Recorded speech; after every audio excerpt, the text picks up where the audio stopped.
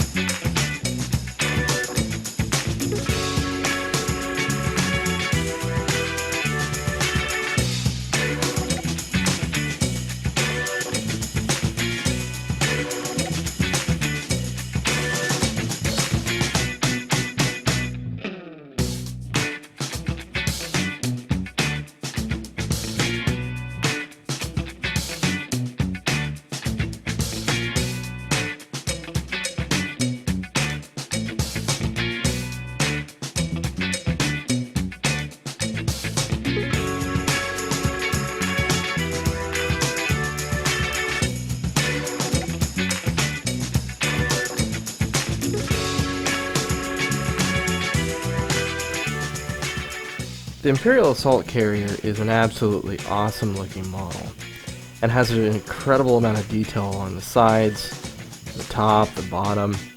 It's really kind of on par with what you would expect with any of the huge ships. Just a lot of really cool intricate detail across the entire thing. The engines, as well as 2 points of articulation with the 2 cannons on the top and bottom of the ship.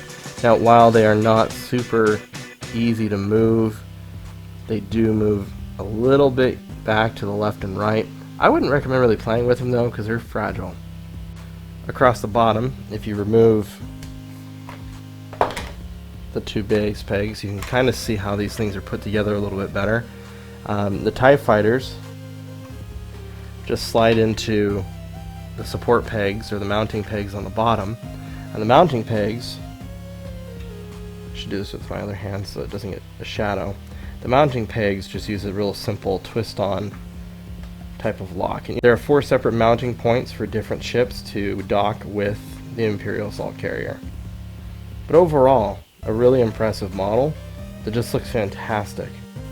The carrier includes 1 ship card called the Gazanti Class Cruiser, a 2 pilot skill card with 4 energy, 0 agility, 9 hull, and 5 shield, all for 40 squad points.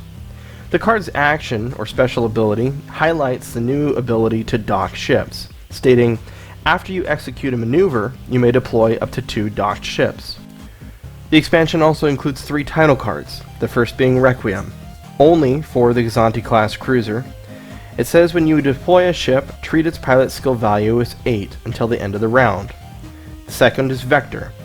After you execute a maneuver, you may deploy up to 4 docked ships instead of 2. And finally, Suppressor. Once per round, after you acquire a target lock on an enemy ship, you may remove 1 focus, evade, or blue target lock token from that ship. Each one with sequentially higher squad point costs, but also, if you notice, all 3 titles will change the total amount of energy that the ship receives each turn. Starting with the crewmen, we have Agent Callus, an Imperial only card stating at the start of the first round, choose 1 enemy small or large ship. When attacking or defending against that ship, you may change one of your focus results to a hit or evade. The second is Construction Droid, which is a huge ship only card. When you perform a recover action, you may spend 1 energy to discard 1 face down damage card. Finally, we have Rear Admiral Kiranu, or you know what, never mind. He's a huge ship only card, and his action states that you can execute 1 straight 1 maneuver, basically giving your huge ship the ability to boost straight forward. One of the most powerful cards that's highlighted in this expansion is Ordnance Tubes. This is a huge ship only modification, and it states that you may treat each of your hardpoint upgrade icons as a torpedo or missile tube. When you are instructed to discard a torpedo or missile upgrade card, do not discard it. This essentially allows you to install additional torpedoes and missiles and have an unlimited ammo supply to use them. Next we have the hardpoint dual laser turret. This is for the Gazanti class cruiser only, and you can spend 1 energy for this card to perform this attack against one ship, even outside of your firing arc. Next, we have a huge ship modification called Optimized Generators. Once per round, when you assign energy to an equipped upgrade card, gain 2 energy. Automated Protocols. Once per round, after you perform an action that is not a recover or reinforce action, you may spend 1 energy to perform a free recover or reinforce action. Cluster Bombs. After defending, you may discard this card. If you do, each other ship at range 1 of the defending section rolls 2 attack dice, suffering all hits and critical damage rolled. Another limited card, Ordnance Experts. Once per round, when a friendly ship at range 1 through 3 performs an attack with a torpedo or missile secondary weapon, it may change one of its blank results to a hit. We also have the Broadcast Array.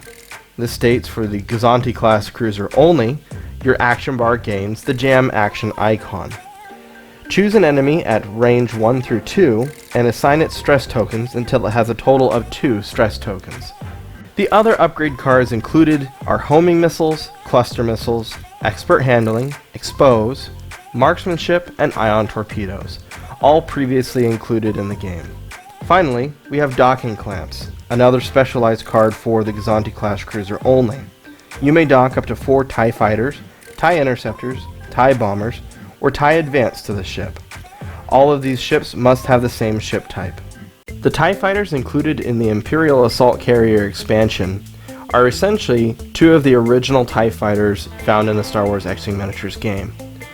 The difference is that these models carry the Imperial Navy blue color scheme, which looks really awesome. I really like it a lot. It's the navy blue on black and just looks really cool. But the model itself is identical in rendering to the original TIE Fighter.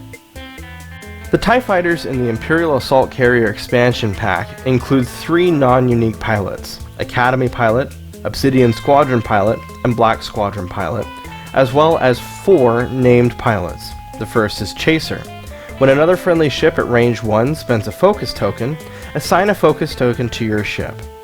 Wampa. When attacking, you may cancel all dice results. If you cancel the critical result, deal 1 face-down damage card to the defender. Youngster. Friendly TIE Fighters at range 1 through 3 may perform the action on your equipped Elite Talent Point upgrade card. And finally, Scourge. When attacking a defender that has 1 or more damage cards, roll 1 additional attack die. This video is brought to you by Great Escape Games. They are a huge supporter of guys playing games. They're here in Sacramento with us, and they have really done a lot to support us. So we appreciate them and hope that you will show them some love. Check out their website, and if you're ever in Sacramento, drop on in. They're an awesome group of folks over there. Bye.